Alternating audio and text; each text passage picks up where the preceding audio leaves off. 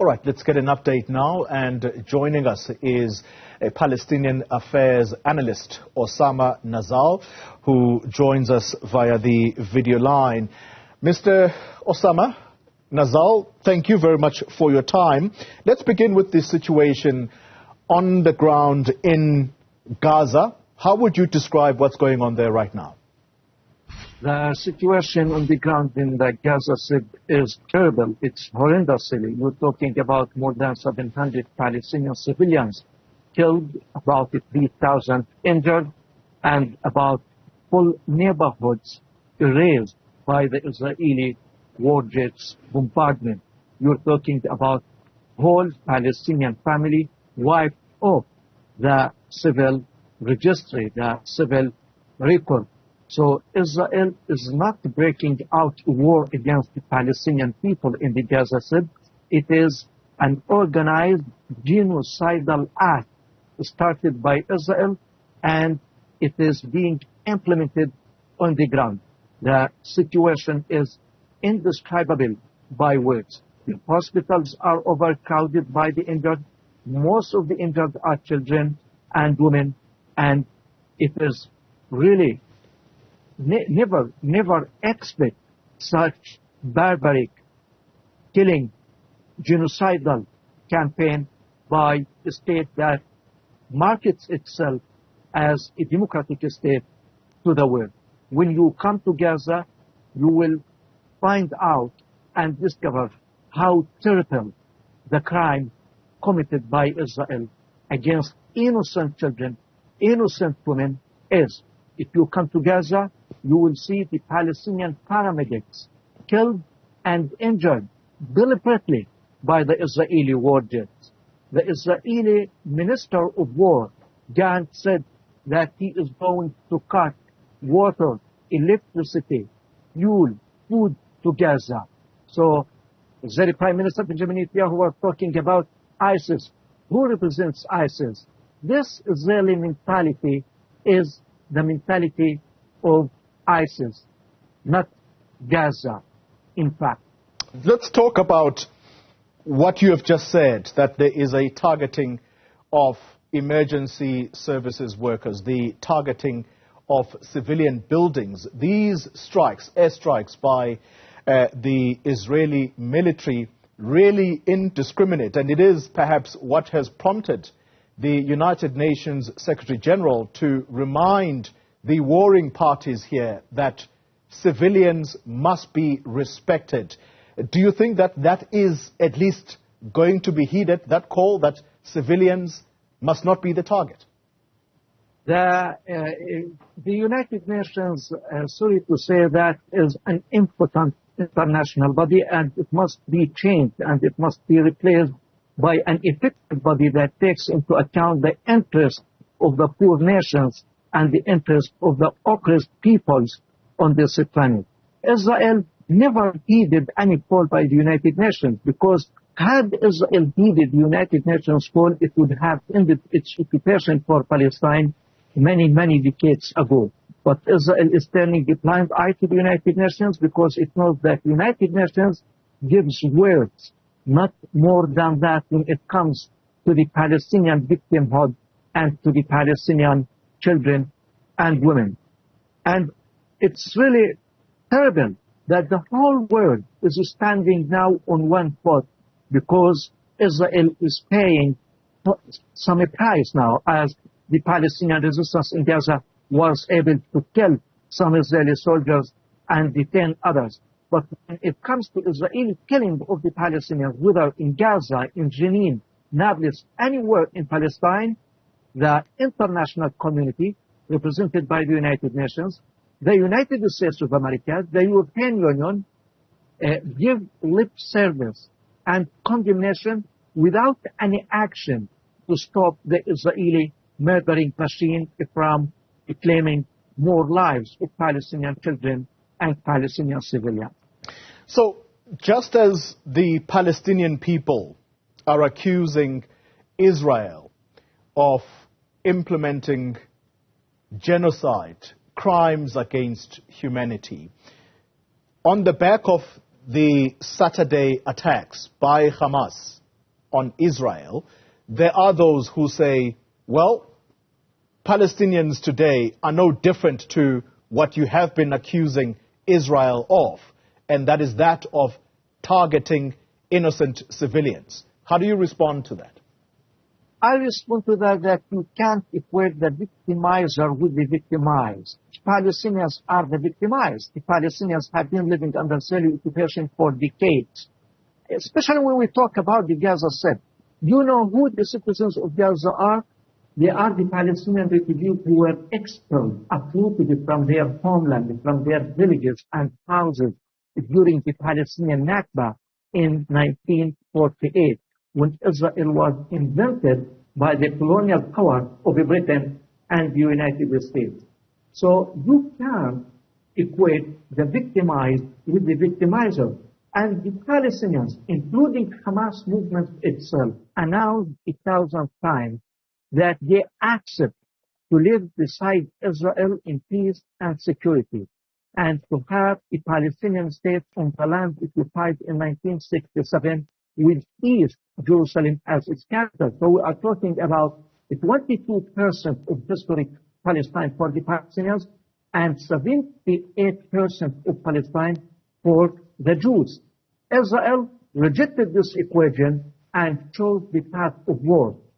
If we don't talk about Gaza and the massacres in Gaza, we talk about the West Bank and Jerusalem, and we saw how the Israeli settlers were storming into the Holy Al-Aqsa compound and the churches of the sepulchres and the church of flagellation. How the Israeli forces were beating the Palestinian Muslim worshippers in Jerusalem, and how they were spitting at the Palestinian Christians, and nobody took any action to stop this farcical act by the Israeli government, which provides full support for its settlers in their crimes against the Palestinian worshippers in Jerusalem. Yeah. So it is weird really to equalize between the Palestinians who are occupied, colonized, victimized, and Israel, the occupier, the victimizer, the oppressor. Yeah. Here's another question that I'd be keen to know your response to, Mr. Nazzal. How is Hamas viewed within Palestine? And I'm asking this on the back of the PLO, the Palestinian Liberation Organization. Are they viewed as, this is Hamas now, are they viewed as freedom fighters of sorts? Yes, we hear what the Prime Minister of Israel is labeling them as. But I just want to hear the view from within Palestine.